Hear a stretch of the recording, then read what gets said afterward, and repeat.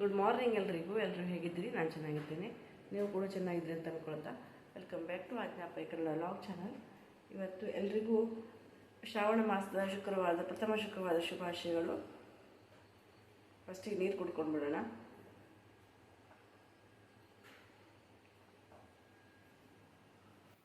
ಇವತ್ತಿನ ಬ್ರೇಕ್ಫಾಸ್ಟಿಗೆ ನಾನು ಚಪಾತಿ ಮಾಡಬೇಕಂತ ಚಪಾತಿ ಹಿಟ್ಟು ಕಲಿಸ್ತಾ ಇದ್ದೆ. ಈಗ ಚಪಾತಿ ಮಾಡಿದ್ರೆ ಬ್ರೇಕ್ಫಾಸ್ಟಿಗೂ ಆಗ್ತದೆ, ಹಾಗೆ ಇವತ್ತು ಊಟ ಇಲ್ಲ, ಮಧ್ಯಾಹ್ನ ಊಟಕ್ಕೂ ಆಗ್ತದೆ ಅಂತ ಹೇಳಿ ಈ ಚಪಾತಿ ಮಾಡಿದೆ. ಚಟ್ನಿ ಮಾಡಬೇಕಂತ ನೋಡಿದ್ರೆ ಬೆಳಿಗ್ಗೆ ಎದ್ದ ತಕ್ಷಣ ಕರೆಂಟೇ ಇಲ್ಲ. ಡೈಲಿ ನಮ್ಮ ಕಡೆ ಈ ಥರನೇ, ಬೆಳಿಗ್ಗೆ ಎದ್ರೆ ಏನಾದರೂ ಚಟ್ನಿ ರುಬ್ಬಬೇಕು ಅಂತ ಹೇಳಿದ್ರೆ ಕರೆಂಟ್ ಇರೋದಿಲ್ಲ. ಹಾಗಾಗಿ ನಾನು ಆಲೂಗಡ್ಡೆ ಪಲ್ಯ ಮಾಡಬೇಕಂತ ಅದನ್ನು ಪ್ರಿಪೇರ್ ಮಾಡ್ತಾ ಇದ್ದೆ. ಆಲೂಗಡ್ಡೆ ಪಲ್ಯ ರೆಸಿಪಿ ಇನ್ನೊಮ್ಮೆ ನಿಮಗೆ ಡೀಟೇಲ್ಸ್ ಆಗಿ ನಾನು ಇನ್ನೊಂದು ವಿಡಿಯೋ ಮಾಡಿ ತೋರಿಸ್ತೇನೆ. ಈಗ ಸಿಂಪಲ್ಲಾಗಿ ಕ್ಯಾಪ್ಚರ್ ಮಾಡ್ತಾ ಇದ್ದೇನೆ. ಆಲೂಗಡ್ಡೆ ಪಲ್ಯ ಮಾಡ್ಕೊಳ್ಳಿಕ್ಕೆ ರೆಡಿ ಮಾಡಿದೆ. ಹಾಗೆ ಅಷ್ಟು ಕರೆಂಟ್ ಇಲ್ಲ ಅನ್ನೋಷ್ಟರಲ್ಲಿ ಮತ್ತೆ ಕರೆಂಟ್ ಬಂತು. ಈಗ ಹಾಗೆ ಚಟ್ನಿಗೂ ಕೂಡ ರೆಡಿ ಮಾಡಿಕೊಂಡೆ. ಚಟ್ನಿ ಇದ್ದರೆ ತುಂಬ ಚೆನ್ನಾಗಿರುತ್ತೆ ಚಪಾತಿ ಜೊತೆ. ಬಾಜಿನೂ ಚೆನ್ನಾಗಾಗ್ತದೆ, ಚಟ್ನಿನೂ ಚೆನ್ನಾಗಾಗ್ತದೆ. ಯಾವಾಗಲೂ ಚಪಾತಿಗೆ ಈರುಳ್ಳಿ ಚಟ್ನಿ ಮಾಡೋದಿತ್ತು, ಆದರೆ ಇವತ್ತು ಶುಕ್ರವಾರ ಈರುಳ್ಳಿ ತಿನ್ನೋದಿಲ್ಲ ಹೇಳಿ ನಾನು ಸಾಸಿವೆ ಮತ್ತು ಹಿಂಗು ಒಗ್ಗರಣೆ ಹಾಕಿ ಚಟ್ನಿ ಮಾಡಿದೆ. ಚಪಾತಿ ಮಾಡೋದಕ್ಕೆ ನಮ್ಮ ಅತ್ತೆ ಚಪಾತಿ ಲಟ್ಸ್ಕೊಡ್ತಾಯಿದ್ರು. ಚಪಾತಿ ಪೂರಿ ಏನೇ ಇರಲಿ ಅವರೇ ಲಟ್ಸ್ಕೊಡೋದು. ಸ್ನಾನ ಎಲ್ಲ ಆಯಿತು. ಈಗ ಪೂಜೆಗೆ ಮತ್ತು ನೈವೇದ್ಯಕ್ಕೆ ರೆಡಿ ಮಾಡ್ಕೊಳ್ಳೋಣ. ಈ ಸ್ನಾನ ಮಾಡಿ ಬಂದಮೇಲೆ ನಾನು ಪೂಜೆಗೆ ನೈವೇದ್ಯಕ್ಕೆ ನಾನು ಶಿರಾ ಮಾಡ್ತಾಯಿದ್ದೆ. ಶಿರಾಗೆ ಕಲರ್ ಹಾಕೋದಿಲ್ಲ, ನೈವೇದ್ಯಕ್ಕೆ ಅಂತ ಹೇಳಿ ನಾನು ಯಾವಾಗಲೂ ಕಲರ್ ಹಾಕೋದಿಲ್ಲ. ಹೀಗೆ ಸುಮ್ಮನೆ ತಿನ್ಲಿಕ್ಕೆ ಮಾಡೋದಿದ್ರೆ ಕಲರ್ ಹಾಕೋದು. ಪೂಜೆಗೆಲ್ಲ ರೆಡಿ ಮಾಡ್ಕೊಂಡಿದ್ದಾಯಿತು. ಎಲ್ಲ ರೆಡಿಯಾಗಿದೆ ಪೂಜೆಗೆ. ಪೂಜೆ ಮಾಡೋಣ ಬನ್ನಿ. ದೇವರಿಗೆಲ್ಲ ಪೂಜೆ ಅಲಂಕಾರ ಮಾಡಿ ಹೂವೆಲ್ಲ ಮುಡಿಸಿ ಎಲ್ಲ ಅಲಂಕಾರ ಆಯಿತು. ಆರತಿ ನೈವೇದ್ಯಕ್ಕೆಲ್ಲ ರೆಡಿ ಮಾಡಿಕೊಂಡು ಎಲ್ಲ ಆಯಿತು. ಶ್ರಾವಣ ಶುಕ್ರವಾರ ಅಂದರೆ ಎಷ್ಟು ಸಂಭ್ರಮ ವಾತಾವರಣ ಅಂದರೆ ನನಗಂತೂ ಭಾಳ ಖುಷಿ ಆಗ್ತದೆ. ಪೂಜೆ ಎಲ್ಲ ಮಾಡೋದಂದರೆ ಎಲ್ರಿಗೂ ಇಷ್ಟನೇ. ಶ್ರಾವಣ ಅಂದರೆ ಎಲ್ಲರೂ ದೇವಸ್ಥಾನಕ್ಕೆ ಹೋಗೋದು, ಪೂಜೆ ಪುನಸ್ಕಾರ ಮಾಡೋದು ತುಂಬ ಖುಷಿಯಾಗಿರ್ತದೆ. ನಮ್ಮ ಕಡೆ ಅಂತೂ ಈಗ ತುಂಬ ಜೋರು ಮಳೆ, ಎಲ್ಲಿ ಹೊರಗಡೆ ಹೋಗಲಿಕ್ಕೂ ಸ್ವಲ್ಪ ಕಷ್ಟನೇ. ಆದರೂ ಮಳೆ ಬೇಕಲ್ವಾ.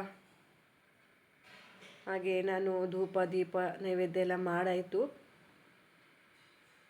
ನನ್ನ ಮಗಳು ಸ್ಕೂಲಿಗೆ ಹೋಗಿದ್ದಾಳೆ, ಅವಳು ಇಲ್ಲ ಮನೆಯಲ್ಲಿ. ನಮ್ಮ ಮನೆಯವರು ಶಾಪಿಗೆ ಹೋಗಿದ್ದಾರೆ. ಹಾಗಾಗಿ ನಾವಿಬ್ಬರೇ ಇವತ್ತು ಪೂಜೆಗೆ, ನಾನು ನಮ್ಮ ಅತ್ತೆ. ನಾನು ಈಗ ಎಲ್ಲ ಪೂಜೆ ಮಾಡಿ ಈಗ ಉಡಿ ತುಂಬ್ತಾ ಇದ್ದೆ. ಅಕ್ಕಿ ಉಡಿ ಮೊದಲು ತುಂಬಬೇಕಿತ್ತಂತೆ, ಆಮೇಲೆ ಕಡಲೆ ಉಡಿ ತುಂಬಬೇಕಿತ್ತಂತೆ. ಆದರೆ ನನಗೆ ಕನ್ಫ್ಯೂಸ್ ಆಗಿ ಮೊದಲು ನಾನು ಅಕ್ಕಿ ಕಡಲೆ ಉಡಿನೇ ತುಂಬಿದೆ. ಹಾಗೆ ಪ್ರಸಾದ ಎಲ್ಲ ನಮ್ಮ ಅತ್ತೆ ಕೊಟ್ಟು ನಾನು ತಗೊಂಡು ಈ ಬೆಳಗ್ಗಿನ ಪೂಜೆ ಮುಗಿಸಿದೆ. ಈ ಸಾಯಂಕಾಲ 5 ಗಂಟೆ ನನ್ನ ಮಗಳು ಸ್ಕೂಲಿಂದ ಮನೆಗೆ ಬಂದಳು. ಹಾಗೆ ಟೈಮ್ ಪಾಸಿಗಂತ ಹೇಳಿ ನಾನು ಶೇಂಗಾ ಹುರಿದುಕೊಂಡಿದ್ನಲ್ಲ, ಅದನ್ನ ಶೇಂಗಾ ತಿಂತಾಯಿದ್ದೆ. ಈಗ ರಾತ್ರಿ ಪೂಜೆಯು ಕೂಡ ರೆಡಿ ಮಾಡಿಕೊಂಡೆ.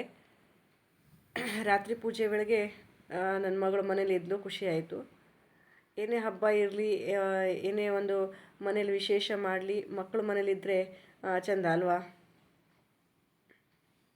ಹಾಗೆ ಸೇಮ್ ನಾನು ಬೆಳಿಗ್ಗೆ ಪೂಜೆಗೆ ನೈವೇದ್ಯಕ್ಕೆ ಶಿರಾ ಮಾಡಿದ್ದೆ, ಆದರೆ ಈಗ ನಾನು ಸಕ್ಕರೆ ಮತ್ತು ತುಪ್ಪ ನೈವೇದ್ಯಕ್ಕೆ ಇಟ್ಟಿದ್ದೆ. ಯಾವಾಗಲೂ ಹಾಗೆ ಮಾಡೋದು. ರಾತ್ರಿ ಪೂಜೆ ಕೂಡ ಮುಗಿಸಿದ್ದಾಯಿತು. ಈಗ ಧೂಪನ ಎಲ್ಲ ಕಡೆಗೂ ಬೆಳಗಿಸಿ ಹೊರಗಿಟ್ಟು ಬಂದೆ.